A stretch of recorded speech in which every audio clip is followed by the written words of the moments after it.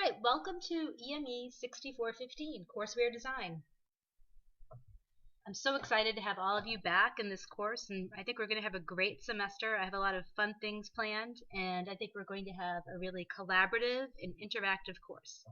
So today I'm just going to give you an overview of what it's about so you can start thinking, planning what you would like to do to get ready to get going for the semester.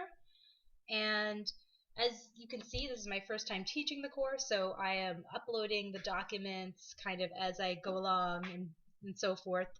So only the first unit is open, but I do promise the second one is almost done, so I'll be releasing that and some of the other templates and things that we'll be talking about soon. So I just want to make sure that they're really good before I get them up there. So you guys, I think I've had all of you in class. I'm Dr. Powers, and if you would like to reach me, you can email me. That's the best way, at jrpowers@fau.edu. Also this semester, I'm really hoping to have a gathering where we all get together, so keep a lookout for email, because we'd like to have something where even if we don't get together at FAU, maybe we go to Panera, or maybe we go to someplace more cool like a happy hour or something like that. We can just kind of meet each other and interact and get to know each other better, share ideas, and just have a nice time collaborating and getting to know each other. So this course is, I think it's going to be one of the more fun courses that you will take in this program. Basically, the description is pretty broad. It's an introduction to the design, development, implementation, and assessment of technology-based learning environments. So pretty much all of these courses have something to do with technology-based learning environments, especially today. But in this one, we're really going to focus in on like the design of the courseware itself. And instructional design, we really looked at the process. In this one, we're really going to look at just making a really good product, going above and beyond that, because we already have taken instructional design, and you're going to get a little bit more freedom of which tool you will pick to make your final product, and we'll explore a lot of different tools and methods and stuff along the way. So we have a really great textbook, and I think it was pretty affordable. You guys might have noticed, I think it was like $40 or $50, and it's the new and latest version of Clark and Mayer 2016, just updated. E-Learning, the Art and Science of Instruction, Proven Guidelines for Consumers and Designers of Multimedia Learning. So I'm really excited about this book. I've been looking through the different chapters, and there's a lot of great information in there, and these are some leading experts in the field, so it's kind of like where you can take your experience from courseware design, from instructional design, and then take it to the next level, applying some principles from experts to making that even more exciting for online learning specifically. So for this course, the assignment breakdown is as follows. We have the first assignment. It's going to be an infographic, so that one's, I'll get into them in a minute. It's 100 points. Then we'll do a research-based practices in multimedia courseware design, and that's more of a paper type assignment. And that one is I think it's 100 points, or maybe that's interesting. It's 100 points. And then the next one is assignment 3. It's a chapter presentation. So each of you will pick a chapter, and I'm going to show you what they are, and you'll do an online presentation and a discussion. And then the fourth one is finding your own client for an e-learning module. So for this one, you're going to make your own online module, but instead of doing it for me, you're going to actually find somebody out in the real world who wants you to do one, and create a contract with them and make the module for what they need. So it could be in your workplace, or it could be in a different setting. So it's just making it more of a business type of relationship, getting that involved in the process and meeting their specifications, as well as implementing your own ideas that you're learning from this course. And then we'll have discussion board postings. I'm just going to divide them all by the number that we're having, and then they'll all be worth 100.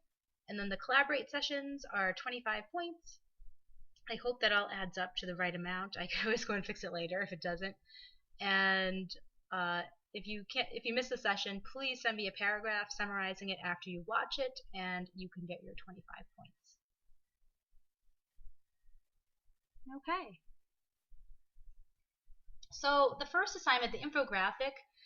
Basically, an infographic is a visual image such as a chart or diagram that is used to represent information or data, and they are used a lot for instructional purposes as well. So for this assignment, you're going to create one that's on an instructional topic of your choice, and you'll pick a topic and of course get approval from me, and you will make, here's a little picture of an infographic over here, one of these using Infogram.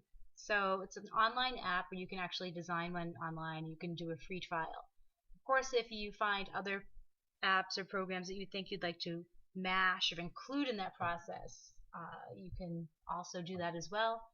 But this is kind of the basis for doing that. So this one should be pretty fun and creative, and if you want to relate this to your clients, you can, but it does not have to for your Find Your Own Client project. It can just be something on a topic that you choose that you would like to create an infographic on. So that's the first one. The next assignment is going to be where we look at research-based practice in multimedia courseware design. So basically, for this assignment, you're going to synthesize and apply the main points of the text, and you're going to meaningfully use keywords from research on multimedia learning to go ahead and offer some solutions to some problems that are in a case study. So there'll be a couple of case studies that you can look at, and you will carefully review them. You can pick one, and then you're going to use the list of key terms kind of as a basis for your intervention, where you are recommending things based on the literature and the research for an intervention in the particular situation to help their e-learning multimedia problem. So basically it's going to be applying the principles in more of a written way and explaining how you would solve e-learning problems. So that is one of the assignments. The next thing that we're going to do is, I really liked how in instructional design I really like hearing you guys talk so, and throughout the semester. So in order to have some lively discussions about the book, there are 10 of us in this course, so what I wanted to have each of us do is pick a chapter from a list that's going to be in the next slide, and I'll pull this up and post it on Blackboard so you can go to the slide to look at which chapters are the options after this session. And you're going to make a 15-minute or less presentation, and for this one you can use PowerPoint or Camtasia or Screencast-O-Matic. So you can make a PowerPoint and then upload it into either Camtasia or Screencast-O-Matic to make your video. And then you can upload your video to YouTube or wherever you would like to share a link online. Maybe you want to go ahead and use the website that comes with Camtasia or whatnot. You could also do that as well if you have a free account there. But you'll upload it and have 3 discussion questions and facilitate your discussion for that week. And I really like this because I think it gets everybody talking and getting to know each other better, and it's a great way to discuss all of the different ideas. There were quizzes and tests I was thinking of, but I decided that's too much. It adds up to 750. Alright, I will fix that. Laurie, thank you. Okay, so the list of chapters are right here that I picked. So they're on the syllabus, which weeks each chapter is going to be covered. So the best thing to do is to look at the syllabus and see which week you might be interested in, along with at the same time whether the topic is interesting to you. So if you want to do chapter 2, that one's going to be a lot sooner. If you want to get it over with, if you're that kind of person, you could do chapter 2, how do people learn, from e-courses, and it ranges up to chapter 17. And they're pretty short chapters, so really it's 15 minutes or less, and just try to make it lively and interesting and a fun learning experience. That's kind of where we're getting at. And they're all right here, so you can go ahead and just start emailing me if you want to work on that now or right after this. Just email me your first, second, and third choices, and hopefully I can give everybody their first choice. Alright, so the main assignment for this one, the Find Your Own Client e-learning module. Actually, Laurie was there this summer. We were having a discussion about this. One of our students in this program said, yeah, it would be fun to go out there and interact with different organizations and then also have experience that I could put on my resume, that I designed a learning module for this organization or for that organization, or I did this project. So for this class, I thought, wow, that's a great idea because people can put this on their resume that they actually worked for this client. So basically, you're going to design an instructional module that is for a client using your choice of authoring software to develop it. And you can find your client at a school, a business, an institution of higher education. It could be a nonprofit or a for-profit organization. It could be your own workplace. So it's really wherever you want to find a client, and your services will be, of course, completely voluntary to them. So you're going to let them know this is part of a school project, and this is for free. And so once you find your client, you're going to tell them that you can use one of 3 tools, and you get to pick. You can pick Camtasia, which is on the FAU Virtual Apps server. So I'll be teaching you some more about Camtasia this semester, and also we have it on the server so everybody can access it as much as they want all semester long. So that's one of your choices for a program that you can pick. And if you took self-regulated learning, you know that Camtasia allows you to make basically an interactive sort of video type of learning module. So that's the capabilities of that one. And it's easy to upload PowerPoints into there as well. And then overlay all kinds of things, because you can upload graphics and movies and put them in the middle. It's really a powerful and easy to use type of tool.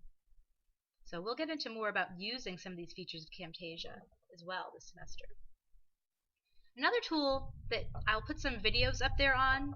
Now I can't actually give you a personalized webinar because I've already done my free download and FAU won't buy this one for me. It's really expensive. But it's called Articulate Storyline, and that one, if you want to delve into that, you could. You could do the free 30-day download, and I think it's very similar to Adobe Captivate, which if you've all taken instructional design, it's a similar tool.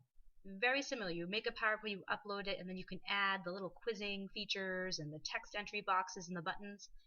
But in my experience, I find that it's actually a little simpler or easier user interface.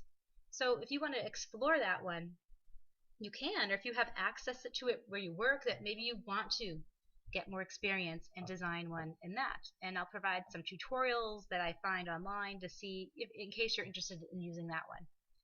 And of course, I know you've all downloaded Adobe Captivate and used your trial, but if you liked it, maybe you could download it on a different computer, or you might have it at work. I know somebody mentioned that their work was actually going to purchase it for them because they really liked it that much. So I think that might have been, I'm trying to remember, I think it might have been Sarah. So if you want to go ahead and expand on that, you can go with Captivate. And we'll have tutorials and things like that up there. Now, when you're sharing your project, you'll share it on an LMS, your instructional module.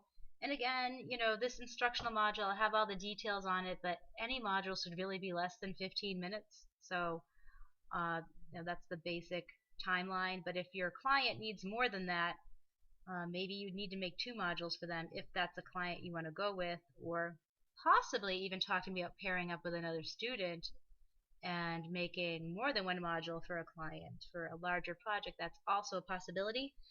But just keep in mind it's going to be a 15-minute module. And you're going to share it on either Blackboard course sites, maybe you want to share it on Schoology, I know a lot of you are using that already in your classrooms, or possibly Canvas. I know down in Broward they're using Canvas, and we'll be using it at FAU soon. So all of these have the free options to share the course, and also the client may request that you put it on another LMS or put it up on their website somehow. So if that is where they would like you to share it, you can always go ahead and do that, as long as we can access it too, because I need to be able to get in there and grade it and then share it with the rest of the class. And then when you're doing this process, there are two documents that you will do. One will be a deliverables agreement that you'll download from the assignments folder when I turn it on, and just basically, saying who your client is and what your project is, outlining the basics of that. It's like a little contract. And then you will have your design specifications document, which will be just like the design documents that you've been making for other modules, but a little bit simpler, like more of a outline for this course than a whole long paper where you go through the whole needs analysis sort of thing, more focused on the design elements. And you will be given templates for doing that one as well.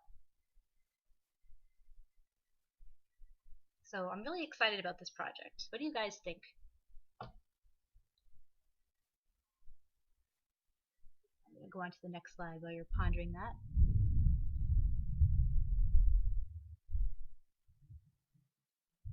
All right, finally, for this course, we have discussion forums, so that will be 100 points total, and the collaborate sessions, 50 points. I think it's really important that you attend.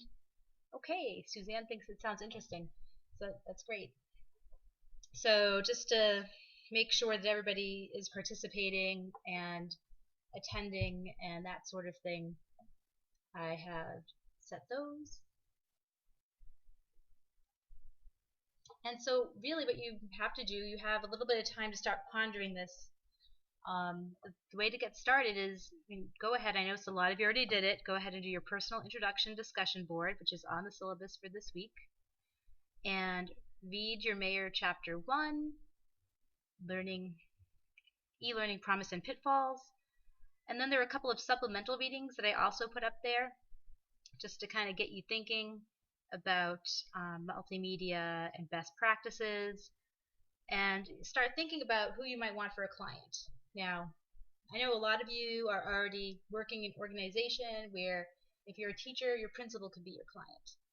Or if you work at FAU, whoever your supervisor is could be your client if you want to do that. But I know others may be looking to branch out and explore other places. So you could always go ahead and request at different organizations. One place I emailed them today, I haven't heard back from them yet, but I think they'd be happy to hear from you, is e-learning at FAU, because they're always helping all the different professors to put their courses online.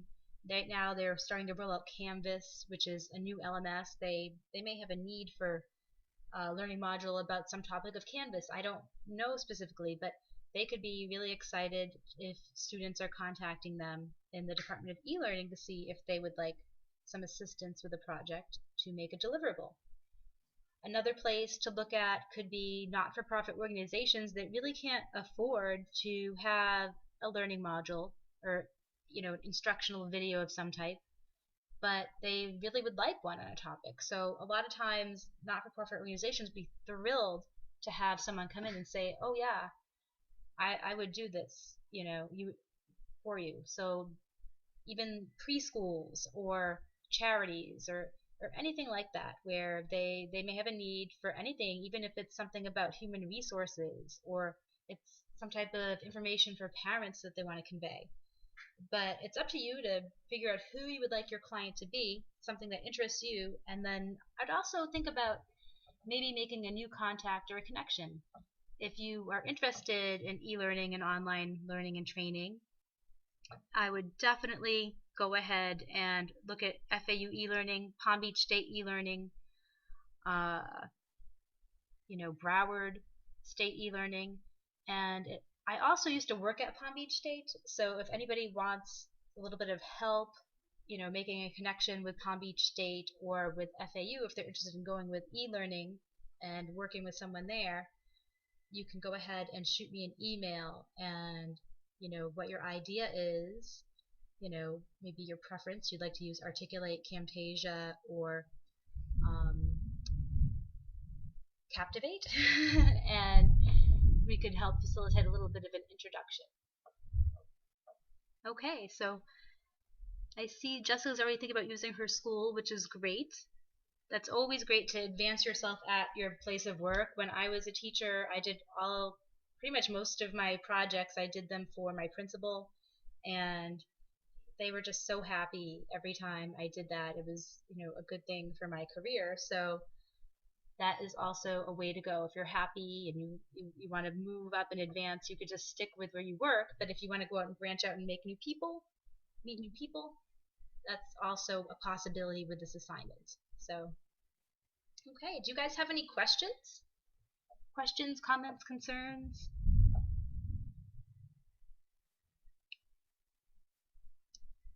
Because I'm pretty much done for today. I've had quite a week. Would you believe that they assigned one of my classes to a non-computer lab, and then they changed it to a computer lab for half the class just 2 minutes before class, and some students went there, and most of them went to the non-computer lab where I was, and it's just been kind of a crazy week. But okay, Laurie's good. Looking forward to the date. Yeah. Okay, so guys, email me, and yeah, I would like to toss out an idea for us meeting up. I'm thinking, because I know a lot of us work, maybe like a Saturday or something could be good, like a Saturday afternoon or something, like a brunch. I don't know if people are better Saturday people or Sunday people, but I know at night it can be really hard. I know Jessica's, really far up there, and I'm in Delray and I don't drive very far, but you know some people are south, so maybe something like Boca, Delray, brunch. I'm kind of thinking, what do you guys think of that? I know Dr. Musgrove would probably enjoy a brunch, and she would be there too. But let me know. Just let me know your thoughts on that, and we'll just put something out there. If you don't want to go to brunch, it's okay. But we would really love to get together and meet with you, and just create some community. All right. Any other questions?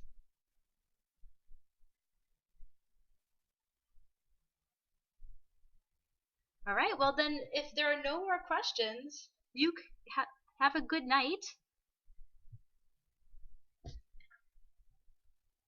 And yes, I hope you can make it. That would be wonderful. Right now, we are just, getting through the first week of school, but we'll send you out a date because I can't wait to get together.